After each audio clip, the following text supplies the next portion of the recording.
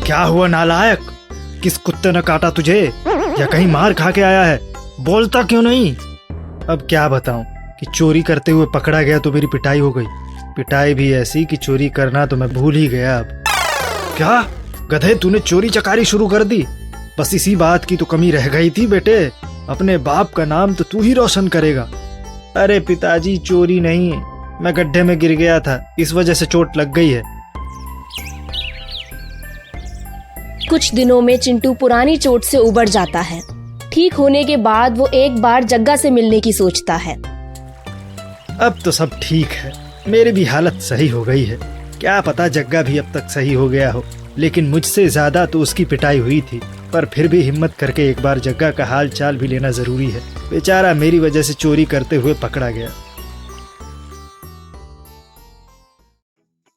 अगले दिन चिंटू जग्गा के घर के बाहर पहुंच जाता है और उसका घर देख मन ही मन फिर से सोचने लगता है, इस घर के पास मैं जब भी आता हूँ चोरी करने का मन फिर से जाग उठता है। आखिरकार इतना शानदार घर तो चोरी के पैसों से ही बनाया गया है। चलो एक बार जग्गा का हाल चाल लिया जाए। चिंटू जैसे ही जग्गा के घर के अंदर पहुंचता है, वैसे ही वो जग्गा को अभी भी उसी हालत में बैठा देख चौंक जाता है। ये क्या, तुम्हारे हाथों में अभी भी पट्टियां लगी है और चेहरे पर भी टाके अब तक है। मूर्ख, तेरी हिम्मत कैसे हुई मेरे पास दोबारा आने की? चुपचाप यहाँ से निकल जा। मेरे साथ ये सब करने के बाद मुझे चिढ़ाने आया है? नहीं नहीं, ऐसा बिल्कुल नहीं है, मैं तो तुमसे हाल चाल पूछने आया था। देखो, पिछली गलती के लिए मुझे माफ करो। मैं मानता हूँ कि मेरी वजह से ये सब हुआ है, लेकिन इस बार मैं सब सही कर दूंगा। तुम अभी आराम करो, तब तक मैं अच्छी जगह का पता करता हूँ जहाँ से आसानी से चोरी किया जा सके, जहाँ किसी खतरे की कोई गुंजाइश ही ना हो। तुम्हारे साथ फिर से चोरी संभव ही नहीं है, ऐसा बिल्कुल नहीं हो सकता। जिस मूर्ख को ये नहीं पता कि मंदिर की घंटी चुराकर भागने से वो आवाज करेगी, उस मूर्ख के साथ मैं कभी काम नहीं कर सकता। अभी तो मैं फिर भी जिंदा हूँ। अगर दोबारा तुम्हारे साथ चोरी की तो पता नहीं क्या होगा मेरे साथ। तुम मुझ पर रहम करो, मैं हाथ जोड़ता हूँ, यहाँ से चले जाओ। जग्गा की बात सुनकर चिंटू सोच में पड़ जाता है। उसे समझ नहीं आता कि वो जग्गा को आगे की चोरी के लिए कैसे समझाए। कुछ देर सोचने के बाद वो जग्गा से कहता है, मैं भी ये सब नहीं करना चाहता था, लेकिन तुम्हारे लिए मैं ये सब कर रहा हूँ। तुम्हारे पास तो चोरी के अलावा कोई और कमाई का साधन नहीं है और मेरी भी हालत ऐसी ही है। बस एक बार और मेरे ऊपर भरोसा करो, मुझे मेरी गलती सुधारने का एक मौका और दे दो। तुम जब तक ठीक हो जाओगे तब तक मैं सब कुछ पता कर लूंगा, कहाँ और कैसे चोरी करनी है सब कुछ। ठीक है, चलो इस बार सारी जिम्मेदारी तुम पर। देखता हूँ इस बार क्या गुल खिलाते हो। जग्गा के मुंह से हाँ सुनने की देरी थी। बस चिंटू अपने अगली चोरी की तैयारी के लिए जुट जाता है। वो लगातार कुछ दिनों तक अपने अगल बगल के गांव में हर जगह ऐसे अमीर इंसान को ढूंढने लगता है जिसके पास अच्छी खासी संपत्ति हो और वो नासमझ भी हो। 4 दिन हो गए, अभी तक तो कोई बेवकूफ नहीं मिला जो अमीर भी हो। इस बार मैं कोई रिस्क नहीं ले सकता। ऐसा अमीर जो बेवकूफ हो, उसी के घर में चोरी करने में भलाई रहेगी। ऐसे इंसानों को तो मैं आसानी से चकमा दे सकता हूँ, चाहे कितना भी समय लगे। मैं अपने शिकारी की तलाश तो करके ही रहूंगा। आखिर जग्गा को अपनी समझदारी और बहादुरी का सबक भी तो इस बार देना है। कुछ दिनों तक अगल बगल के गांव में घूमने के बाद चिंटू को एक दयालु पंडित के बारे में जानकारी मिलती है। ये पंडित काफी अमीर भी था। उसके घर को देखकर चिंटू सोचता है, मेहनत रंग लाई, आखिरकार बेवकूफ मिल ही गया। भला आज के जमाने में कौन ऐसा होगा जो बिना किसी स्वार्थ के गरीबों की मदद करेगा। ये तो पक्का एक महामूर्ख आदमी होगा। कुछ दिनों तक इसके घर के चक्कर लगाता हूँ ताकि चोरी करने का सही समय पता लग सके।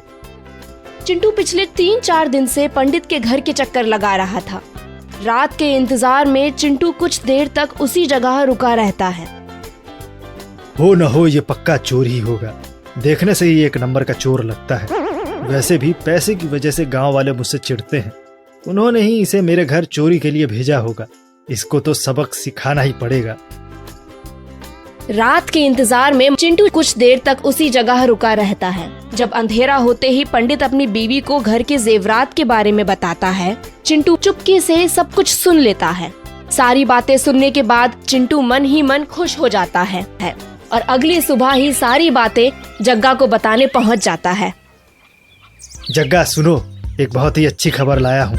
हमें एक शिकारी मिल चुका है, बेवकूफ पंडित। उसने काफी मात्रा में सोने चांदी अपने घर के पीछे वाले कुएं में छुपा रखा है। हमारे पास आज रात का ही मौका है। तुम्हारी हालत भी अब सही हो चुकी है। आज रात ही सारे कुएं के माल का सफाया कर देते हैं। इस बार कोई गलती तो नहीं होगी ना?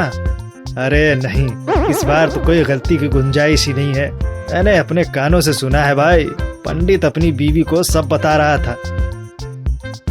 चिंटू के ऊपर भरोसा करने के बाद जग्गा रात की चोरी के लिए तैयार हो जाता है। रात होते ही दोनों चोर चुपचाप कुएं के पास पहुंच जाते हैं और बिना शोर किए कुएं से पानी निकालना शुरू कर देते हैं।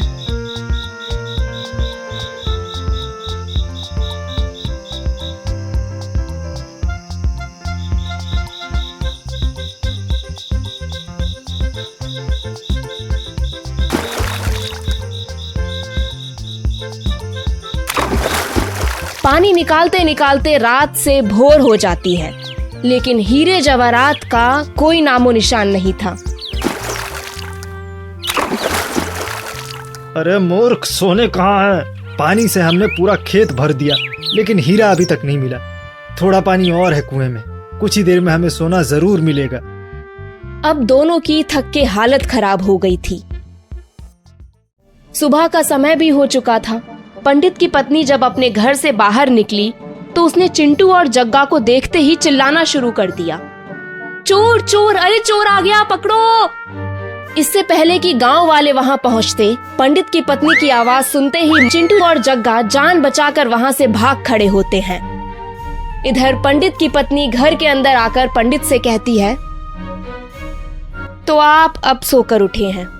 देखिए चोरों ने क्या किया, हमारे पूरे खेत को पानी से भर दिया। अरे भगवान, ये सब मैंने ही कराया है। पिछले रात को जो मैंने तुम्हें हीरे जवाहरात के बारे में बताया था, ये उसी का नतीजा है। अच्छा, इसलिए आपने मुझसे उस समय चुपचाप सारी बातें सुनने का इशारा किया था और बोला था कि कोई सवाल मत पूछो, 1-2 दिन में सारा उत्तर मिल जाएगा। हाँ, सही समझा तुमने। हमारे खेत को पानी की जरूरत भी थी, वो काम भी बन गया और चोरों की अक्ल भी ठिकाने आ गई होगी।